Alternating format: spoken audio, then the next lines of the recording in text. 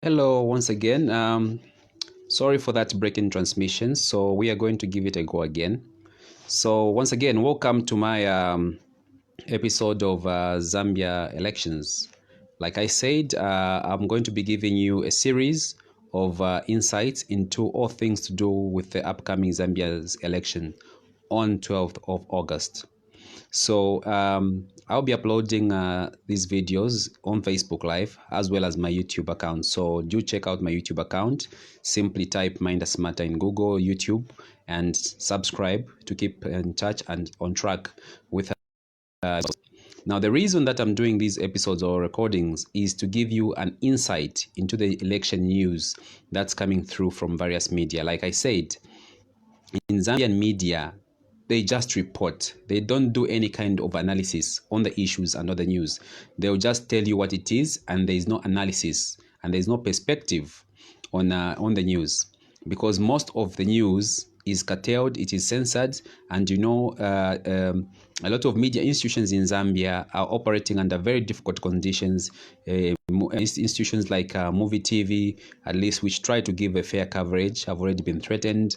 Others have been closed down. We're talking about Prime TV. It's been over 2 years. So there has to be people who are able to give you an insight and analysis with the news that is coming through, especially current affairs and politics. But it's very crucial for you and me as voters, as Zambians, to understand what is the government of the day doing.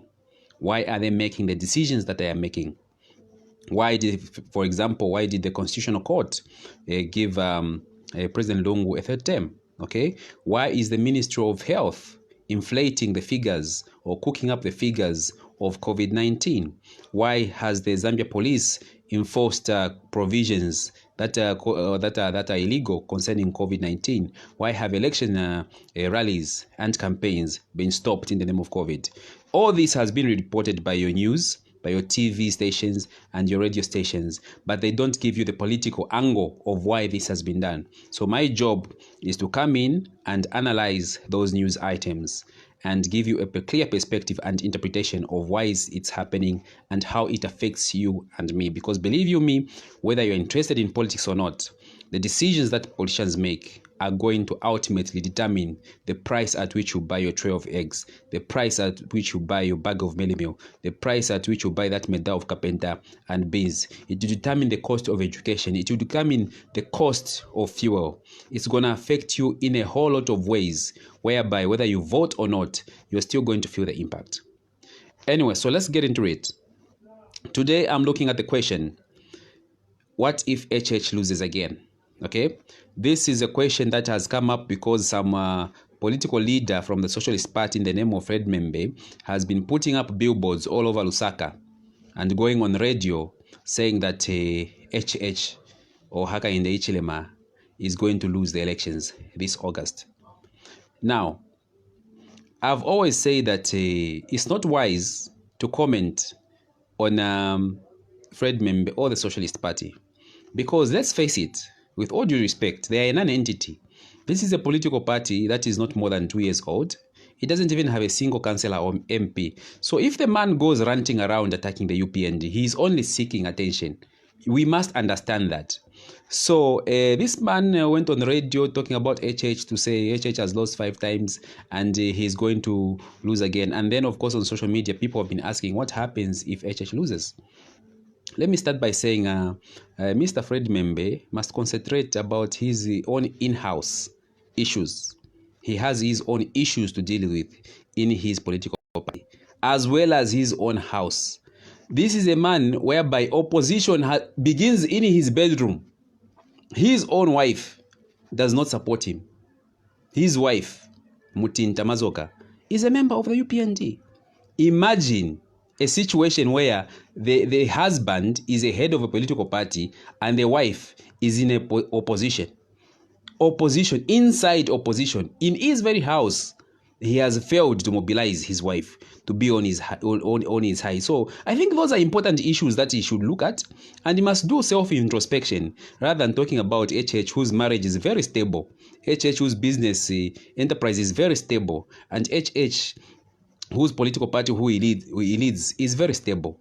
We are very stable as UPND, and we are not shaken by the petty attacks of people who are just attention seekers, people who've got their own issues in the bedroom to solve, which we do not want to bring into the public, because we don't want to stoop so low as to begin to discuss marital issues of some party presidents. Anyway, so moving on. What if HH loses? Let me start by saying HH is not losing. UPND is not losing. Okay? It is impossible for the UPND to lose this election, because we've done our statistics, we've done our investigation and done our analysis. Just here in Lusaka, out of 10 people who you meet, 9 are supporters of the UPND. Out of every 10 people that you meet, 9 do not want the PF government. Out of every 10 people that you meet, 9 are complaining about economic hardships, the price of meal, the price of all sorts of commodities, cooking also eggs. All the prices are going haywire. Very soon, fuel, which is in short supply, is going to go up. So Zambians have had enough of poverty. They've had enough of political violence. They've had enough of a government that is just interested in filling up its own pockets. So it's impossible for the UPND to lose, and therefore it's impossible for HH to lose. However, we are alive. Sorry about that. We are alive to the fact that when you're dealing with a criminal regime such as the PF, anything is possible. Anything is possible. It is not strange in African politics that ruling parties win elections. And when I say win, I'm putting win in quotation marks, because those are never clear wins. In Zimbabwe, the win of Mnangagwa was not a clear election. That was a stolen election. That was a coup. In Uganda, the so-called win of Yoweri Museveni, who's been ruling for 34 years, was not a win at all. That was a stolen election. And the evidence is all over. In Congo-Brazzaville, where there is Daniel Sassou Nguesso, his win was not a legitimate win. It was a rigged election. So it's possible that, yes, even in Zambia, elections can be rigged. And the PF have put in all sorts of measures to try and rig the forthcoming election. They started with tampering with the voters register. A voters register which was just intact. The voter register that we had before was just intact and it was okay. They deleted the whole lot of the register on the pretext to say there are too many dead people. We need to start with a new register. So they deleted it all. Not only did they end there, but they restricted the voter registration process to only 30 days. The whole idea is they wanted to minimize the number of people who are going to be registered, because the Zambians' appetite for registering to be voters in this year's election was so high. It was so high because they were upset with the economy, they were upset with poverty, they were upset with all kinds of suffering. So they wanted to kick out the government that is making them suffer, the government of Edgar Chaugalungu. They wanted to kick them out, and we are going to kick them out. So they suppressed the registration. They went on further. They suppressed the issuance of NRC in regions which they consider to be UPND stronghold. On top of that, they tried to push through butane. On top of that, they tried to put in measures to try and give the electoral register a picture where provinces, provinces that should have been increasing in terms of registered voters were actually dropping. And if you look at the numbers that were dropping, where they were dropping in UPND strongholds. So they tried all sorts of tactics, and they have been trying all sorts of tactics to rig, which includes the changing of the electoral process reforms. We have just discovered now that ECZ can cancel elections indefinitely, because there's a provision in the Electoral Act which says that if a candidate who is filed in for nominations, where at councillor or MP level, presidential level, if they die or if they resign or withdraw, it means all those people who were standing in that area, all the candidates are going to be affected. They need to file in fresh nominations, and the elections will be held after 30 days. So what this technically means is that elections can be indefinitely put off at all levels, whether at councillor, whether at MP, mayoral or presidential level. All it takes is for one of these surrogates of the PF to resign. That's all it takes. And you go back to the drawing board. They will file in, and another one resigns. You get the picture. They can carry on such kind of political gimmicks indefinitely to postpone elections. So I'm trying to give you an insight of how the system is corrupt, how the system of the ECZ is corrupted, and how the PF are trying to use that to try and win the forthcoming election. But remember, the question is, if HH loses?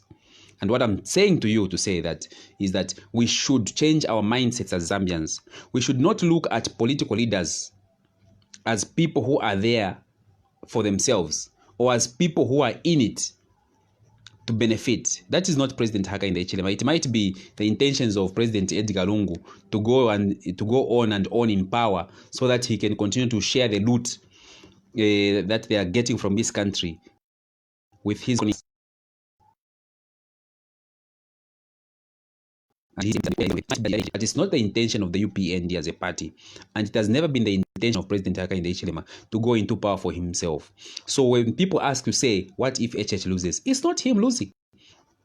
It's the people that he's trying to represent and the people that he is fighting for who are going to lose. At an individual level, HH is very comfortable. He's a successful businessman. And we know the PF has tried to soil his reputation by accusing him of all sorts of things, and they have not worked. HH has entered politics to save the people of Zambia, to save you and me, to try and bring the cost of living down, to try and create jobs, to try and put an end to thuggerism, cadarism, and corruption in Zambia. If he wanted, he could have stayed in his mansion and lived happily ever after. But he has that human heart and that patriotic heart and duty, which led him to join politics. So it's not HH's loss if HH lost the elections, which I'm telling you, it's impossible to lose these elections because 9 out of 10 Zambians are in support of the UPND and President HH. It's impossible to rig when those numbers are very high like that. So in closing, I just want to remind you as fellow Zambians and fellow voters to say, let's not ask the question of what if HH loses. What we should ask is, what if we lose? Because the loss of the UPND and the loss of you, of Hakainde Hichilema, God forbid, but if it happened, or if the PF rigged these elections in such a way that they forced themselves into power, it will be you and me who are going to go to hospitals with no drugs, who are going to send children to schools where teachers haven't been paid and they'll be on strike perpetually. It is you and me who are going to go to industries or offices where there are no jobs. It is you and me who are going to start buying a loaf of bread at 50 kwacha, a tray of eggs at 100 kwacha. It is you and me now who are going to be failing to travel to any part of this country because the cost of transport will be so high. I can guarantee you that the cost of fuel right now is just being held down because the way it is that the Zambian government, the PF government, is owing international oil suppliers billions of dollars. And now what they have resorted to is borrowing to import fuel. So the moment they just, if, God forbid, if they pass, if they win again, but I'm saying Tabakapite, but if, for example, they passed, you see the cost of fuel. If you were traveling from town to Challenge, paying a 10 kwacha, it will become a 20 kwacha. Life will simply become unbearable. That is why we all have to fight hard to ensure that this coming election, we put Hakainde Hichilema of the UPND into the office and we vote for all UPND candidates. This is a war against corruption. This is a war against poverty. This is a war against unemployment for the youths. This is a war against destitution for our women. We are fighting for the very heart and soul of Zambia. We are fighting to restore dignity and work.